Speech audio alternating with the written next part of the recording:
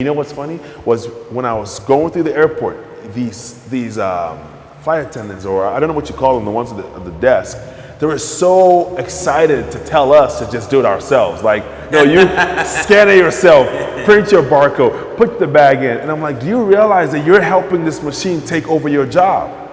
Are you ready for when we actually don't need you anymore?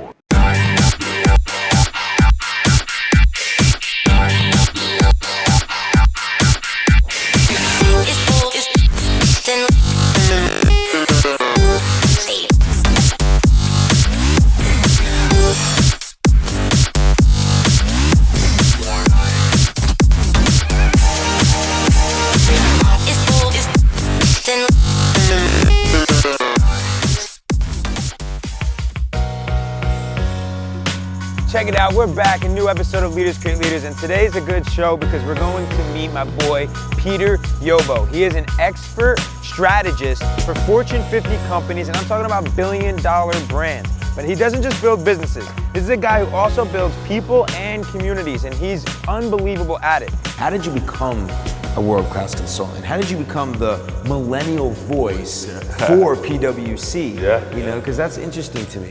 Yeah, I think it started when I was playing football and I herniated my L4, L5. So now I have a back injury, I have pain going down my legs, sciatica, and I get to the place where I realize, all right, this plan B thing is a must for me. I'm not gonna be one of the other guys who's just gonna sail right into the league. So I started interning with PwC. And during the fall season, when my teammates were getting ready for fall camp, I'm in PwC with our clients, just grinding, like just doing anything. You want me to do this? I'll do that. I just kept working. So after college, I went into consulting full time, and you start off as nobody. Like you're that kid. But that was the great thing about that moment for me was and I tell everybody this, everyone at PwC was out there getting their MBAs. Getting an MBA, undergrad is not enough, you need the MBA. And I said, look, I get to be in the biggest companies every day. I get to be at the table with some of the most influential people every day. That is my MBA. Yeah. You know what I mean? That is my MBA, because if you can listen and if you can take enough initiative, you will learn the levers to pull to make any company great. And the role that I started playing initially was just the guy who would do the work. Someone else had the vision and I would do the work. But that was part of the training ground. Now I was excelling in the execution. As a visionary, visionaries, we just want to talk about the idea and build the idea, but working the idea is tough. And I think that was the next level that I was being groomed for, was now I was learning how to execute. And then very soon I was crushing it, and literally, so imagine I'm the youngest guy, or the lowest guy on the totem pole. I'm crushing and executing at such a high level. I'm managing folks who are higher up. They're bringing me and saying, Peter, you oversee this whole thing, just go. And I started to build that brand, which said, you want it done? Talk to Peter, and he'll just go. You know what I mean? So I would have a team, and exactly, I'd have the team, have the strategy, have the vision first, build the strategy, everyone buys in, and we just go. And I would always refer to my teams as SWAT teams. Like, we come in when you need something solved. Like, we don't come in just to take notes. We come in, get the work done, and get out. And what was powerful was I started to do very well. So, again, I love people. That's my thing. People first, then process, then you can worry about technology and all the gadgets. But just through my networking, this one lady who just always just had this desire to invest in me, invest in my growth, she pulls me into this meeting. This is the meeting of all our human capital leaders. So these are the folks who are making decisions on how do we shape PwC, not today, 5 years from now. So they were thinking 5 years ahead. And they bring me in, I'm supposed to be this young guy who's just really, I am there for aesthetics. I am just there to say, okay, we have a young guy, we're a very young company, and you guys are represented. I wasn't expected to talk. Right. So now these big folks, I mean, we have a COO of our accounting practice, big time guys, and some guys just pitching this solution on how they can help our people. And I'm there and I'm itching. Yeah. And I'm itching. I'm like, that's not it. That's not it. And you know me and whiteboards. Yeah. Oh. You know me and whiteboards. I just said, hey guys, this is unconventional. This is very millennial of me. And I just got up and I sketched my idea. I look back, mind's blown. I mean, literally since that day, I got pulled into pretty much every meeting on a global leadership level for PwC to represent the millennials. We're 100 and something thousand people company. 80% of them are now millennials. So they needed to understand when we implement all these new technologies and these new processes and ways of doing business, how do we keep in mind the millennial consumer and our millennial workforce? And I became that guy. So, I mean, imagine I was reading at least 2 or 3 books a week on culture, leadership, gender equality, diversity, everything that mattered. And then also, you know, how do you engage and retain a workforce, a millennial workforce? So I became that guy. And now, not only did I first have the vision, the ability to just dream big dreams, and then now the ability to execute on those big dreams, but now I went back up to on a more corporate, how do you build? How do you build something for the future? How do you innovate for the future? So I was just developing all these skill sets, and now this man who sits here, he's a guy who's gone through, you know, the best institution in this country when it comes, in the world really, when it comes to consulting, PwC, you know, and learn all these skill sets, I mean, with the top tier folks. And now I get to step out and bring that to the rest of the world. Wow. So we're about to get into Peter Yobo's backstory. He grew up in Ghana and he had this big dream on how he was gonna make it to the United States. He didn't know how, but you know what? He manifested it.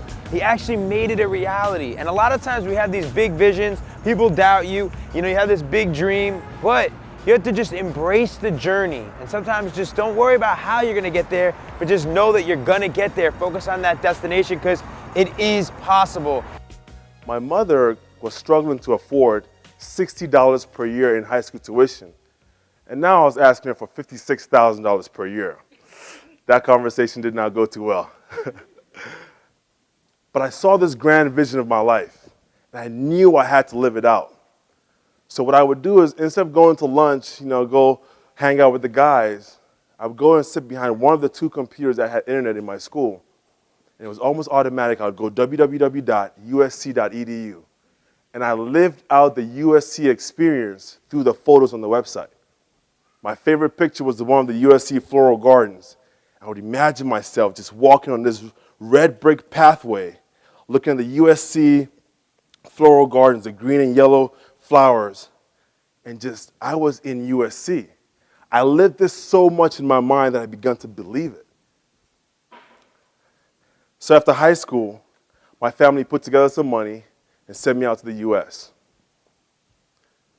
I took the first year off college, worked to save up some money, and then I started at San Jose State. Now for 2 years I was restless. I knew I had to leave. So I applied to a bunch of different colleges, USC included, and got accepted. The great thing here is my mother did not have to pay a single dollar for me to attend USC. Now I share this story with you because in this, I learned 3 steps to achieving greatness in everything that you do. The first step is you must see it. You must see a vision of your life so grand that it scares you. The second step is you need to live it. You need to live this dream in your mind so often that you begin to believe it even before you achieve it. And the third step is you must become it. You must become, but in becoming, you must put in the effort and the passion into seeing this dream and into living this dream out. My most memorable experience at USC was during orientation. I was walking down campus and I stopped and I froze in my tracks. I looked to the left and I'm staring at the USC floral gardens. I look down and I'm standing on this red brick pathway. I was in the exact same position I had been in 4 years prior in my mind. I was experiencing it. I had become a USC Trojan.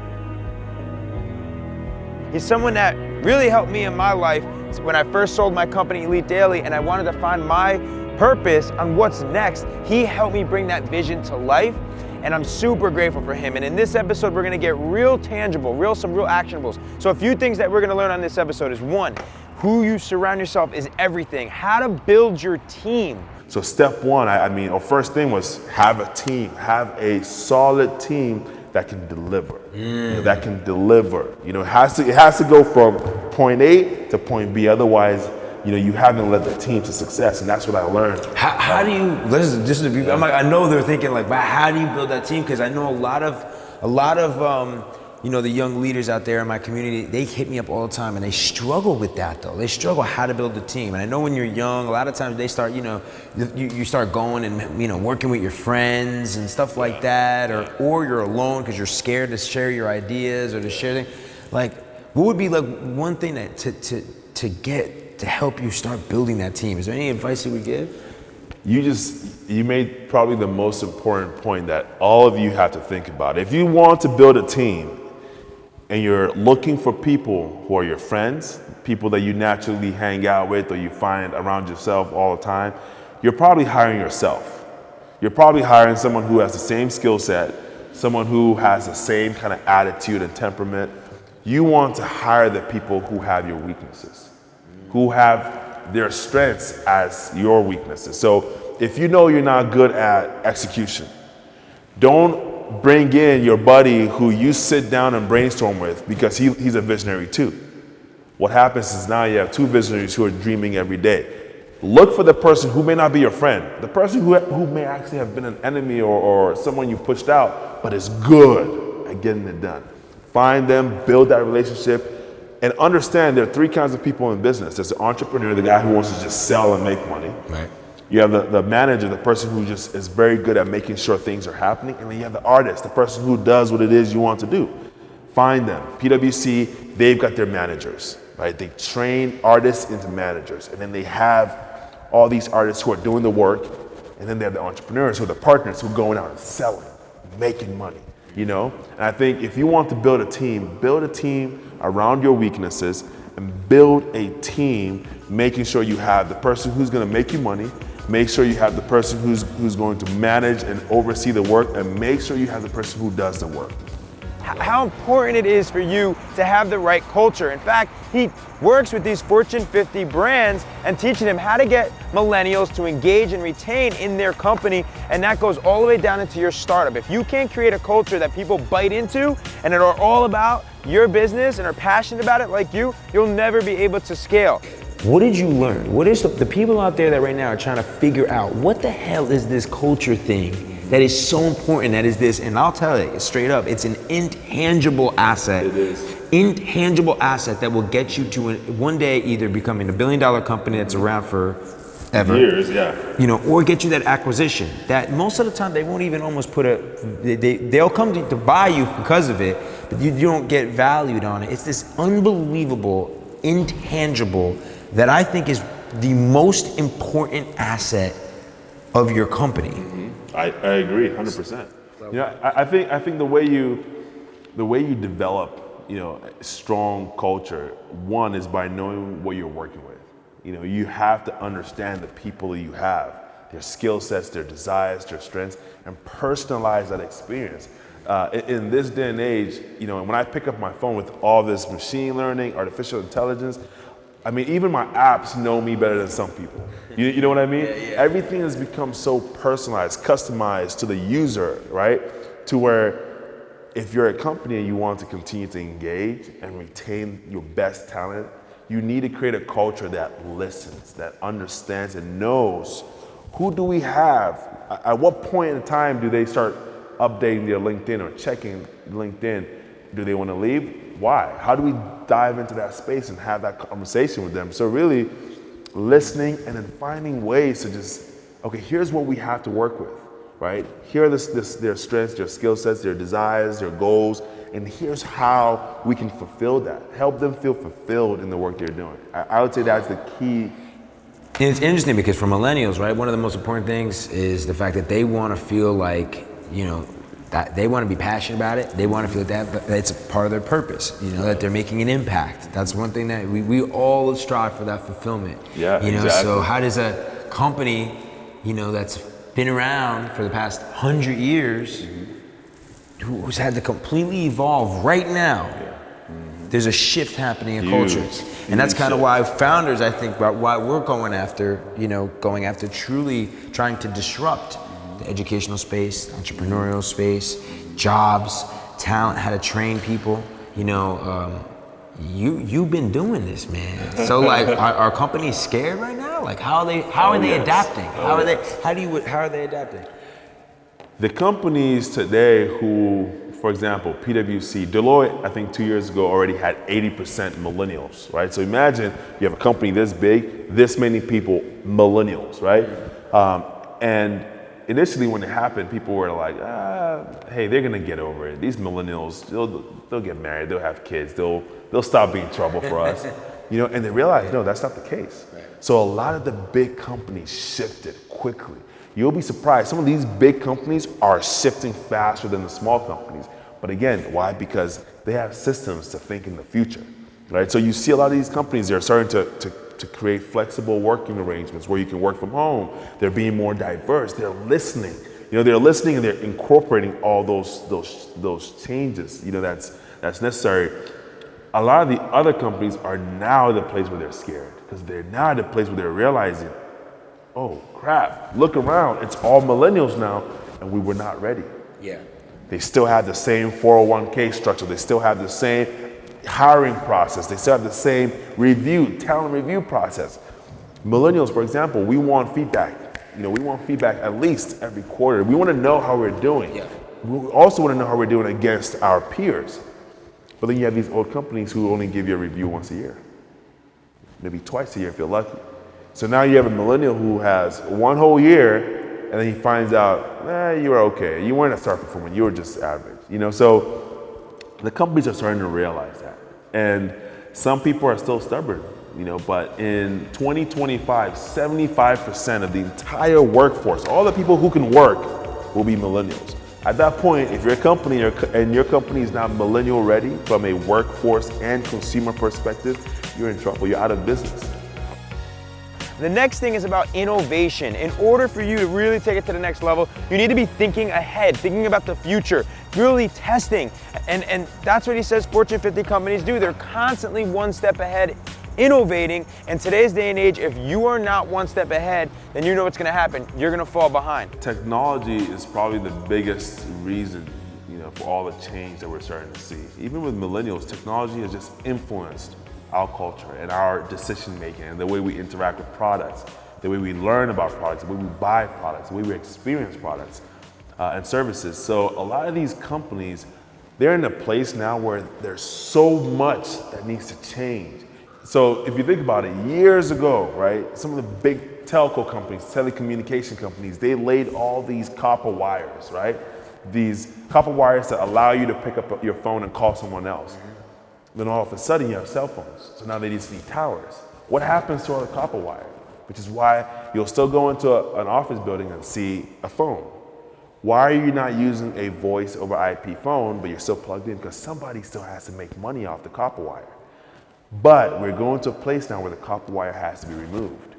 What is happening now with this shift and this generational shift is we're going from a place where companies were structured, even their buildings, the feeling of the buildings, the cubicles, you're gonna work here, but you're gonna live 20 miles away, you know, and drive to work. All that is changing. Like what you guys are doing, co-work, co-live, co-play, where now I can, in the same place, work, I can hang out, I can play with my friends, and then I can also live. You know, all that is starting to shift, and it's helping you deliver more value to the consumer. This shift is going to be a painful one for the big companies. It's going to be a painful one, and the great thing is by 2020, 50% of the workforce will be freelancers. What that means is 50% of this entire workforce will be working for themselves. Do you think that it's actually worth the amount of money that people have to pay to get a college degree today? You know, what's happening again? We talk about this is this shift, and I think the shift with education is happening because of access, right?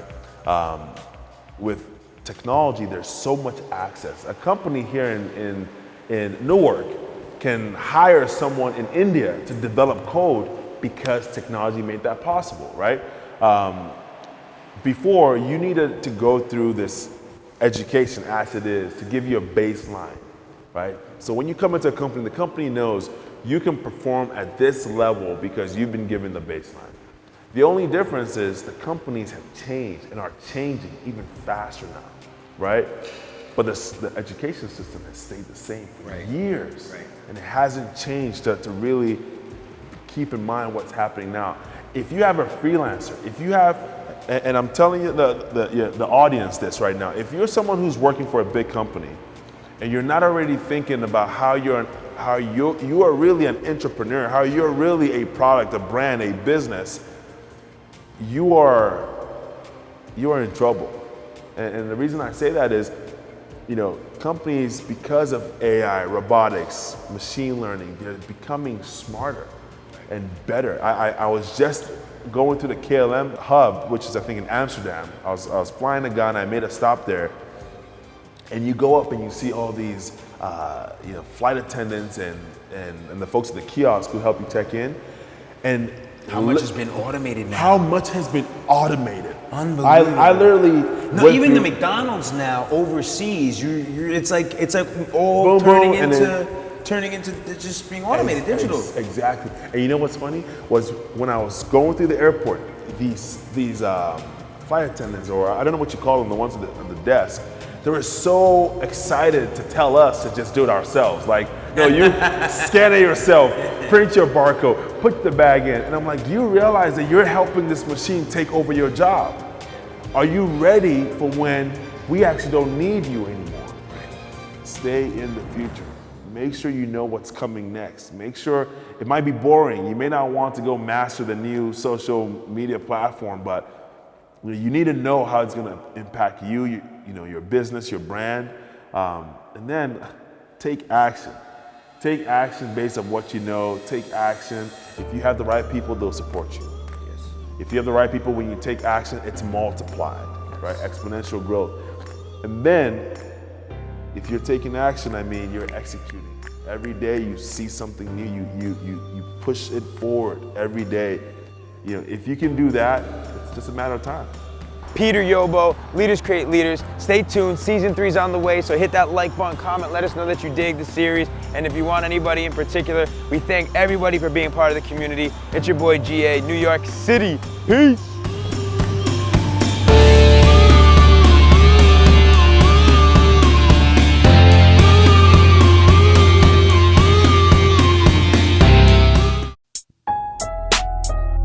Ain't shit changed but the chain and a watch.